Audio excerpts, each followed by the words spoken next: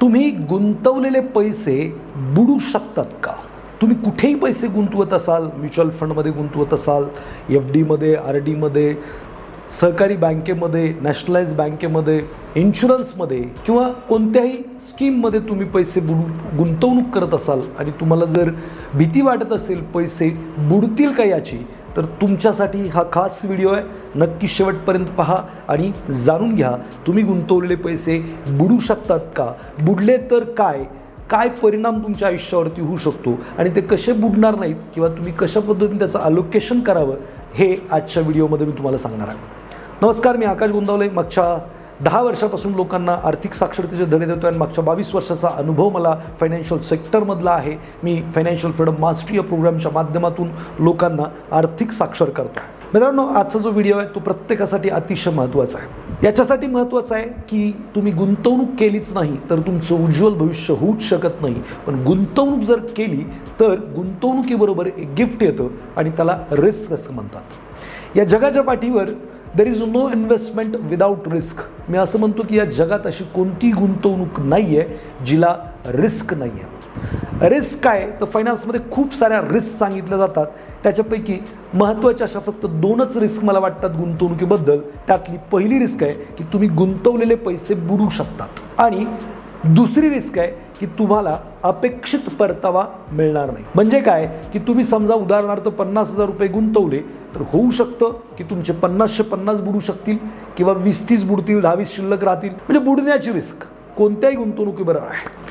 त्याचबरोबर अपेक्षित परतावा म्हणजे काय की तुम्हाला वाटलं होतं की 50,000 रुपये जे मी गुंतवले ते 2-3 वर्षात 80,000 रुपये होतील, पण झाले 60,000. म्हणजे अपेक्षित परतावा नाही मिळाला. अशा ह्या 2 रिस्क कोणत्याही गुंतवणुकीबरोबर आहे. तुम्ही म्हणाल नाही बँकेत ही रिस्क नाही आहे. बघा मित्रांनो, खूप साऱ्या सहकारी बँका तर बंद झाल्यात. नॅशनलाइज बँकासुद्धा उद्या जर NPA झाल्या, नॉन परफॉर्मिंग असेल म्हणजे कर्ज दिल्याने रिपे नाही झालं तर तुम्ही बँकेवरती कुठलीही केस करू शकत नाही किंवा तुम्ही कुठेही जाऊन क्लेम करू शकत नाही पैसे. तुम्हाला जेवढा इन्शुरन्स लिगली दिलेला आहे तो 5 लाखापर्यंतचा, पहिला 1 लाखापर्यंतचा होता. तर तुमचे 1 कोटी रुपये बँकेत असतील, उद्याला बँक NPAमुळे बुडाली तर तुम्हाला 1 कोटी रुपये मिळणार नाहीत, तर फक्त 5 लाख रुपये मिळतील. म्हणजे बँकेमध्ये सुद्धा पैसे बुडू शकतात. बुडतील का? बुडतील असं नाही, पण बुडू शकतात, पॉसिबिलिटी आहे. मग कुठे? शेअर मार्केटला तीच परिस्थिती आहे, म्युच्युअल फंडला तीच परिस्थिती आहे. कुठेही जा तुमचे पैसे बुडू शकतात. ही रिस्क कायमच लक्षात ठेवा. दुसरी रिस्क आहे अपेक्षित परतावा मिळणार नाही. म्हणजे कमी जास्त होईल बुवा, तुम्ही जो काही म्हणताय तेवढा नाही मिळणार, कमी मिळणार किंवा जास्त मिळणार. असं कोणत्याही ठिकाणी तुम्ही गुंतवणूक केली तर रिस्क आहे. मग आता हे रिस्क कशीही मॅनेज करायची तर बघा, रिस्क घेतल्याशिवाय तर जीवनात पुढे जाताच येणार नाही. आमच्याकडे म्हणतात सेवर्स आर लुझर्स, इन्व्हेस्टर आर विनर्स अशी म्हण आहे फायनान्समध्ये. म्हणजे काय, पैसे वाचवणारे लोक गेम हरणारे ठरतात, पण पैसे गुंतवणारी लोक गेम जिंकणारे ठरतात.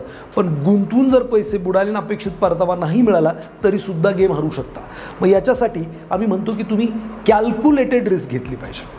आता कॅल्क्युलेटेड रिस्क म्हणजे काय हो, तो खूप सारे त्याचं डेफिनेशन येतं, खूप साऱ्या गोष्टी येतात.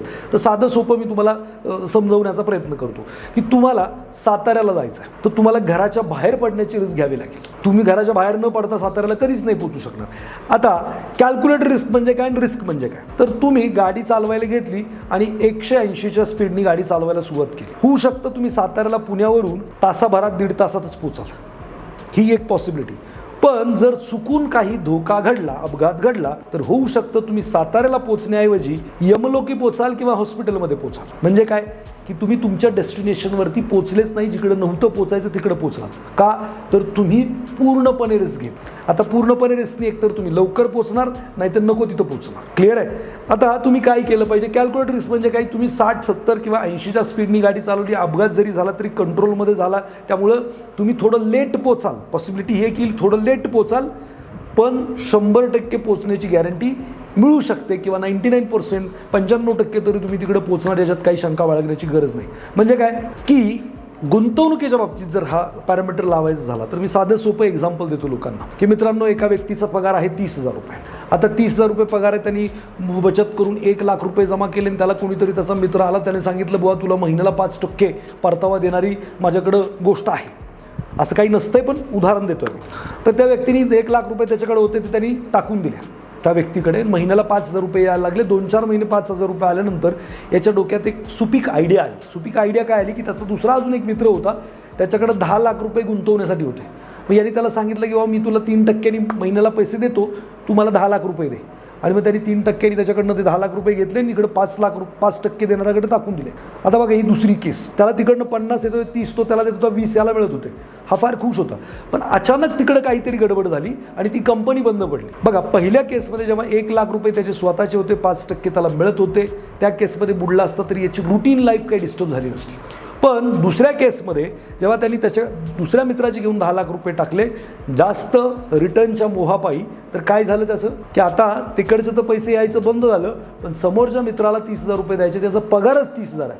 म्हणजे याचं रुटीन लाईफ डिस्टर्ब होतं. मित्रांनो, माझं सोपं आणि साधं म्हणणं असं असतं की तुम्ही गुंतवणूक करताना एवढीच पैसे गुंतवले पाहिजेत, तर ते बुडाले तरीसुद्धा तुमच्या रुटीन जीवनाला कोणताही फरक पडला नाही पाहिजे. म्हणजे तुम्ही जे काही जगताय, जे काही करताय ते सहजतेने तुम्ही करू शकला पाहिजेत. एकाच ठिकाणी कधीच पैसे गुंतवायचे नाहीत, जेणेकरून काय होतं की डायव्हर्सिफिकेशन झालं पाहिजे. वेगवेगळ्या ठिकाणी पैसे गुंतवा आणि त्यासाठी प्लॅनिंग करणं गरजेचं असतं. आर्थिक नियोजन त्याला आम्ही म्हणतो.